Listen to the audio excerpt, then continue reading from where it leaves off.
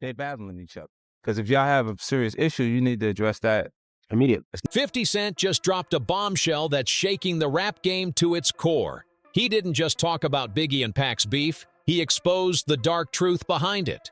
According to 50, Biggie's hate for Tupac wasn't just about rap or pride.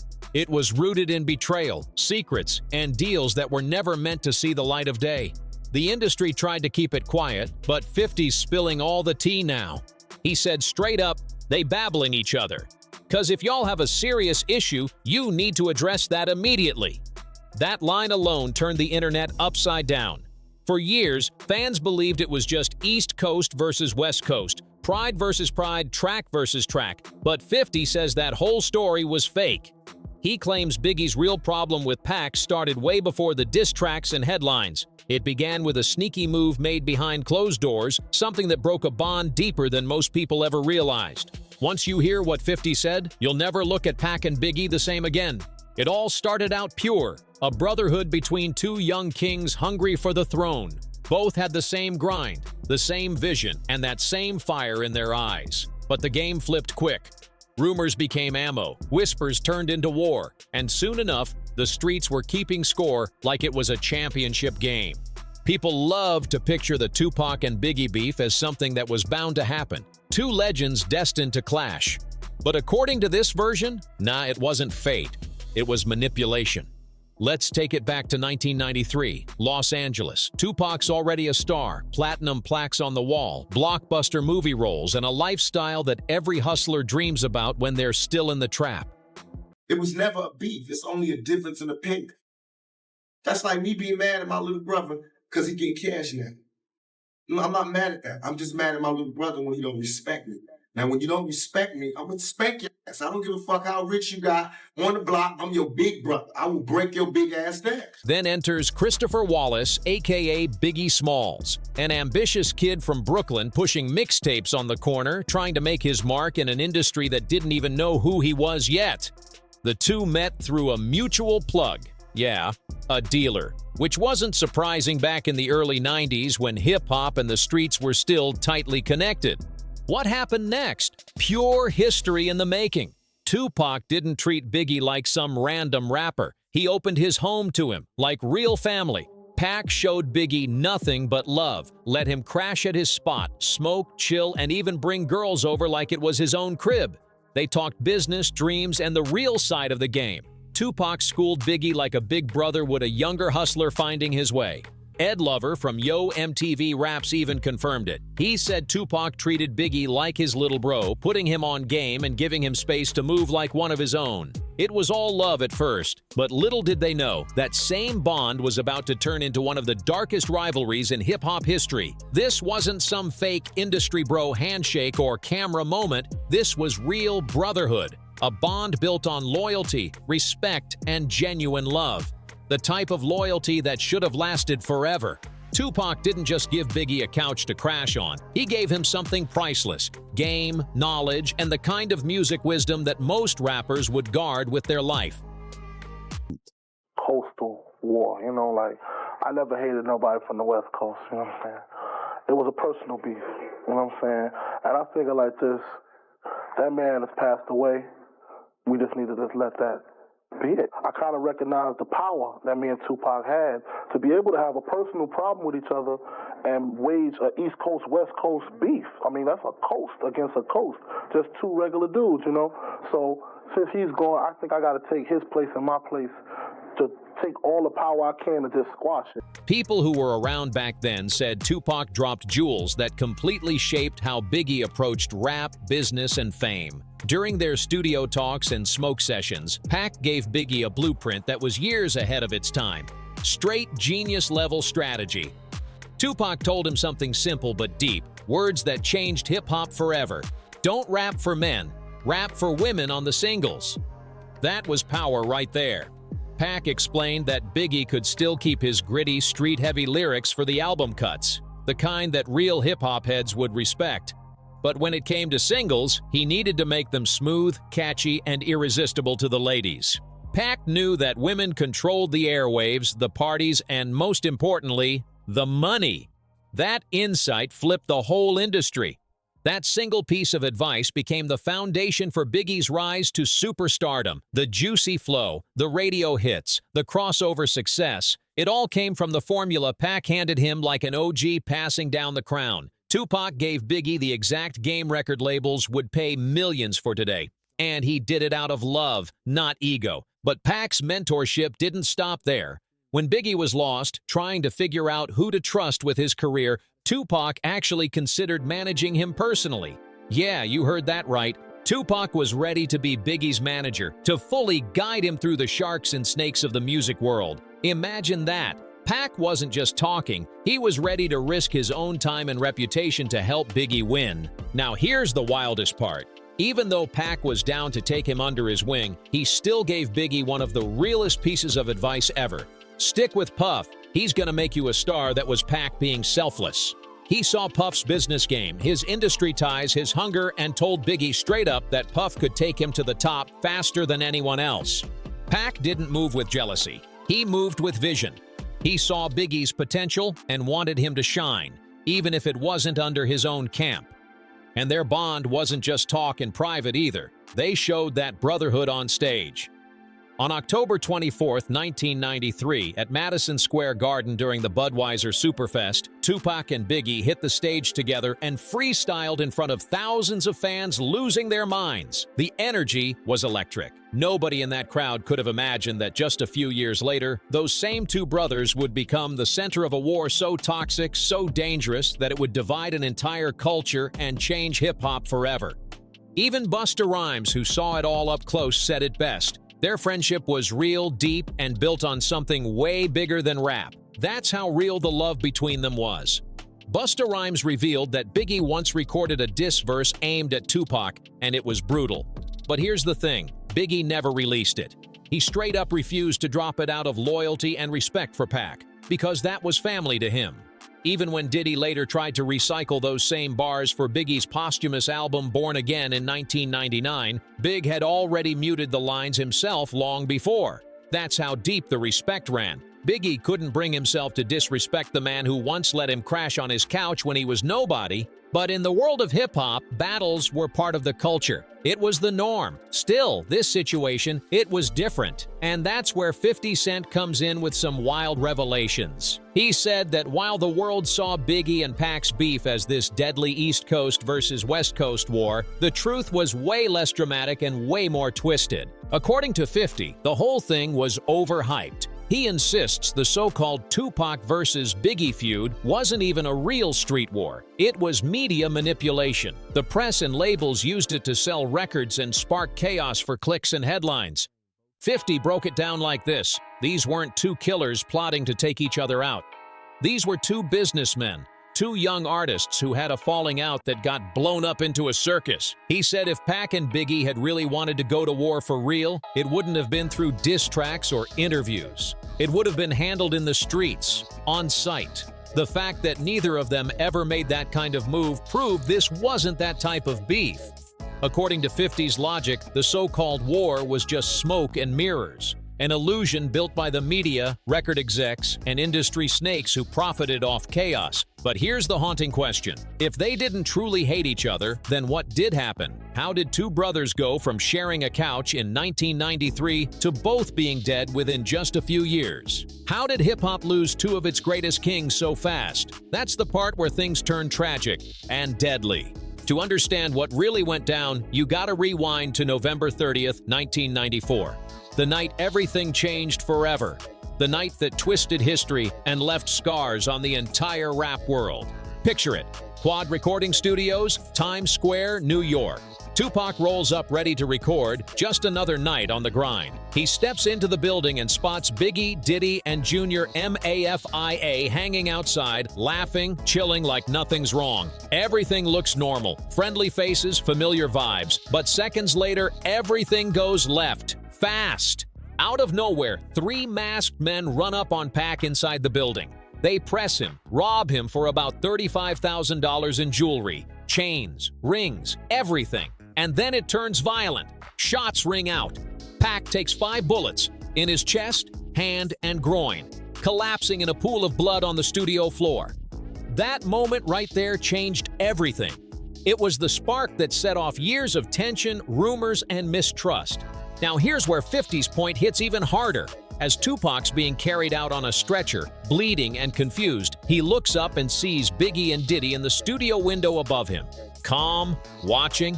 From Pac's point of view, that image burned into his mind like betrayal. In that rage and pain, he allegedly flipped them off and shouted, "Didn't I tell you not to mess with me?" Pac didn't see Biggie pull the trigger. He didn't even have proof they were involved. But from his perspective, seeing them standing there like nothing happened made him feel set up, like his so-called brothers knew something. And that's when his trust broke completely. To make it worse, hours after surviving that ambush, Pac's world flipped again. He got arrested for sexual assault charges from a 1993 incident involving a 19-year-old fan. The very next day, he was convicted and sent upstate to serve time. So imagine this. One day he's almost killed, and the next he's behind bars, locked away, with nothing but time to think about what went down and who might have betrayed him. From that jail cell in Rikers Island, Tupac had months to replay that night in his head. The gunshots, the faces, the silence. He started connecting dots, whether real or imagined. And when he came out, the Pac the world once knew, the loyal, brotherly Pac, was gone.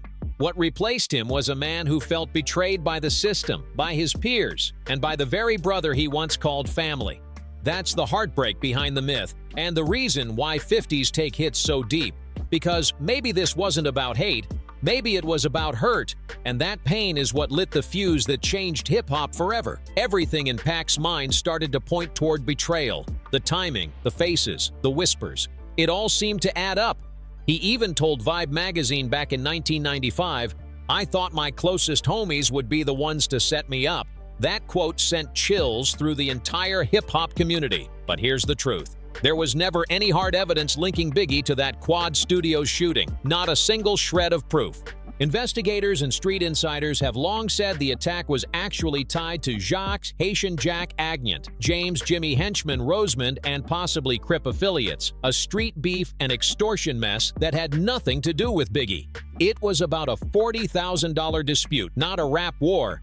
But by the time Pac got out, it didn't matter. The story was already written in his head. Even Biggie himself tried to clear it up. He went to Rikers Island to visit Tupac face-to-face, begging him to believe that he had nothing to do with that setup. He told him straight, "I'd never do that to you, man." But by then, the seed of doubt was planted too deep in Pac's mind. Paranoia, anger, and pain had taken root. And no words, no visits, no loyalty could dig that out. That betrayal, even if imagined, turned into fuel that nobody could put out. Tupac felt abandoned by his brothers, cornered by the game, and trapped by the same system that once praised him. Forgiveness could have saved both their lives, but the industry had other plans. And according to 50 Cent, the real villains weren't Pac or Biggie, it was the record label executives. The suits behind the scenes who saw dollar signs in chaos. They watched a friendship collapse and thought, "Perfect, let's sell it." They turned pain into product, tragedy into marketing. The so-called East Coast versus West Coast war became a billion-dollar headline, all built off manipulation and greed. Then came Suge's Knight, the most feared man in hip-hop at the time. While Tupac was sitting in Clinton Correctional Facility from February to October of 1995, feeling completely alone, Suge showed up like a savior with a checkbook. He posted Pac's $1.4 million bail on October 12th and locked him into a $3.5 million deal with Death Row Records. But Suge wasn't just doing this out of kindness. He had his own score to settle. He was already beefing with Puff over money, respect, and control of the game, and now he had Tupac, the biggest voice on the West Coast, as his new weapon that changed everything. Tupac came out of prison with rage in his heart and a contract in his hand, and Suge used that energy to crank the heat all the way up. The feud that could have been healed between two brothers was now a full-blown industry war. Then came the 1995 Source Awards, August 3rd, New York City. The tension in that room was insane. Suge took the stage, looked right into the camera, and threw that infamous shot at Diddy.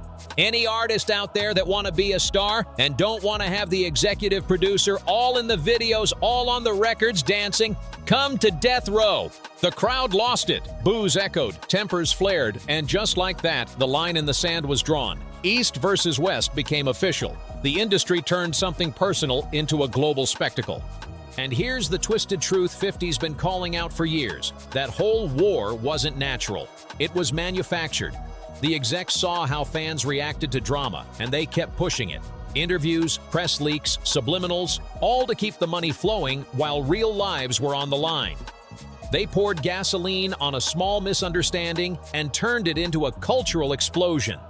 Then, on February 28, 1995, Bad Boy Records dropped Who Shot Ya, the B-side to Biggie's Big Papa single. Diddy and the Bad Boy camp swore up and down it had been recorded before the shooting, that it was about a random robbery, not Pac. But the timing? Man, it couldn't have looked worse. To Pac, just sitting behind bars, wounded and angry, that record sounded like pure mockery. And that's when things went from hurt to war. When Who Shot Ya dropped just months after Tupac had been ambushed and left for dead, it hit like a gut punch. Pac couldn't see it as anything but a direct slap in the face, a cruel reminder of the night he almost lost his life. Those lyrics, "Who shot ya?" felt like mockery, like salt rubbed into open wounds that hadn't even started to heal. So, Tupac did what every real one from the streets would feel forced to do. He fired back, not just out of ego, but out of survival, out of pride, out of pain. The code of the game demanded it. Within months, the diss tracks started flying, and then came the nuclear bomb that shook hip-hop to its core. Hit 'Em Up, June 1996. This wasn't just a diss record. It was war on wax. Tupac came for everybody. Biggie, Diddy, Jr., MAFIA, Mobb Deep. No one was safe. The lyrics didn't just threaten. They promised violence, revenge, and payback in blood. It was the sound of a man who felt betrayed and refused to go out quietly. But here's the part that 50 Cent says people always miss. Through all that chaos, all that noise, Biggie stayed mostly silent. He wasn't out here jumping into interviews or making wild statements. He kept his focus on the music, working on his next masterpiece, Life After Death. Biggie stayed in his lane, raising his kids, stacking his bread, and keeping his distance from all that mess. Yeah, there were some slick lines, subliminals on tracks like Long Kiss Goodnight that fans said were aimed at Pac and the West Coast, but Big never released anything close to the venom Pac was spitting. He played it smart, tried to keep the peace while still holding his ground as a man. In his last interview before his death, Biggie said something that summed the whole East versus West chaos up perfectly. You know, like, I never hated nobody from the West Coast. It was a personal beef. You know what I'm saying? And that's where 50 Cent's take hits deep. He isn't just some outsider talking for clout. He lived this. He survived his own assassination attempt, 9 shots to the body, and came out breathing. When he speaks on Pac and Big, he's speaking from experience, not speculation. In one interview, 50 broke down how their deaths changed him completely. He said he studied the way they moved, how they got caught lacking, and how their choices became lessons. After he got shot 9 times in 2000, hit in the face, hand, and torso, he realized something chilling. Both Tupac and Biggie could have survived if they'd been wearing body armor. That lesson hit hard. Pac was gunned down on September 7, 1996, after the Mike Tyson fight in Vegas. 6 days later, he was gone at just 25 years old. Biggie was murdered March 9, 1997, after leaving a Vibe magazine party in LA, only 24 years old. 2 kings taken months apart, both from body shots that could have been prevented. 50 took that to heart like gospel. When his own moment came, he was ready. Wearing a vest, staying cautious, keeping his circle tight. That's how he lived to tell the story. He said it himself. He learned from Pac and Biggie's mistakes so he wouldn't become the next one on a t-shirt. And when 50 talks about them now, he doesn't play favorites. He gives both their flowers, but he keeps it brutally honest. He praises Biggie's lyrical genius, the storytelling, the smooth flow, the charisma, while acknowledging Tupac's unmatched passion and influence. But he's also real about their differences, separating who they were as artists from who they were as men. In one 2023 clip titled 50 Cent's Honest Take, Was Tupac an all-time great? He broke it down raw, no sugarcoating. He wasn't able to articulate street life like Nas, talk slick like Jay-Z, or be funny like Biggie. He couldn't spit as hard as Eminem. He ain't flow like Biggie either. Some fans called that disrespect, but 50 immediately flipped it with something powerful. Every rapper who grew up in the 90s owes something to Tupac. He meant that even if Pac wasn't the most technical MC, he was the most influential. His passion, his message, his emotion, it made people feel something. Every rapper after him, whether they copied his style, his energy, or his mindset, was touched by Pac's legacy. That's the truth 50's been preaching. It's not about who had better bars or smoother flow, it's about the impact. Tupac spoke from the heart and made the world listen. Biggie mastered the craft and raised the lyrical bar sky high. Two different kings, same crown of influence, and the game still feels their presence today. So when 50 speaks on them, it isn't gossip, it's gratitude, survival, and respect. What 50's doing here is breaking down something the culture often misses, the difference between technical skill and impact. He's separating bars from energy, flow from influence. According to 50, yeah, Biggie was the better pure MC. Smoother flow, sharper wordplay, and punchlines that hit like bullets. But Tupac moved souls. His words hit hearts, not just charts. His emotional depth and ability to make people feel something was untouchable. And 50's point isn't about competition, it's about appreciation. He's saying these two giants had different strengths, but both were vital to hip-hop. Biggie brought lyrical precision, Pac brought raw emotion. That balance is what built the foundation of modern rap. And 50's even admitted that he still listens to both. Pac for the vulnerability, Biggie for the polish, showing love to each like a student studying two masters. That doesn't sound like someone who believes they were enemies trying to destroy each other. No, that's respect. That's understanding that their beef was a tragedy, not destiny. They were supposed to be building together, not tearing each other down while the industry cashed in. But then 50 dropped a bombshell that turned heads across the internet. In October 2023, he flat out accused Sean "Diddy" Combs of being behind Tupac's murder. No sugarcoating, he said it straight. He ordered Tupac's murder. That statement hit like lightning. This wasn't some barbershop conspiracy talk. This was 50 directly connecting dots he's been pointing at for years. That greedy record execs like Diddy pushed that East Coast versus West Coast chaos for money and power. And now, in 2025, the story's only getting darker. A new January documentary just dropped, featuring Diddy's former bodyguard Gene Deal, who alleged that Diddy might have also been tied to Biggie's death. He claimed there were discussions about setting up a hit. Wild stuff. And now that Diddy's facing federal charges for sex trafficking and racketeering, all those old rumors are catching fresh fire. The streets are buzzing, and the feds are reportedly looking deeper into those old murder files again. 50's been saying it loud. The Tupac versus Biggie war wasn't born from hate, it was manufactured. The real masterminds were the execs who saw opportunity in chaos, turning two young kings into pawns in a billion-dollar game. They profited off the blood, the tears, and the headlines, while the artists themselves became casualties of someone else's greed. And here's the part that still haunts hip-hop. Both murders remain unsolved to this day. Tupac's killer was never officially charged. Biggie's shooter, still a mystery. Theories point to Wardell "Poochie" Faust, a Bloods affiliate connected to Suge Knight or to corrupt LAPD officers covering their tracks. But the truth? Still buried. Even The Game, who once had his own feud with 50 back in 2005, looked back and said their beef could have ended the same way. Two legends gone too soon. And 50 didn't argue. He said that exact thought kept him grounded. He used their story as a warning to never let pride and anger write your ending for you. That's growth, that's perspective, lessons learned from blood spilled long before. And maybe the saddest truth? Even Tupac himself seemed to understand the bigger picture before his death. In some of his final interviews, Pac admitted that it wasn't about hate, it was about hurt. It was about betrayal. He said it wasn't that he wanted Biggie dead, it was that he felt like his brother had turned on him. That pain hit deeper than any diss track could ever cut. That's what 50's been trying to show. This wasn't good versus evil, East versus West. It was family drama turned fatal by people who saw profit in division. After Pac's death, some real ones tried to bring peace back. Minister Louis Farrakhan held a peace summit on September 22, 1996, to calm the storm, but it didn't hold. Then Snoop Dogg and Diddy tried again, linking up on April 3, 1997, for a major meeting to unite both coasts, a grown man conversation to end the madness. But that peace came too late. Just weeks earlier, Biggie was gone. The truce that could have saved the culture never got the chance to take root.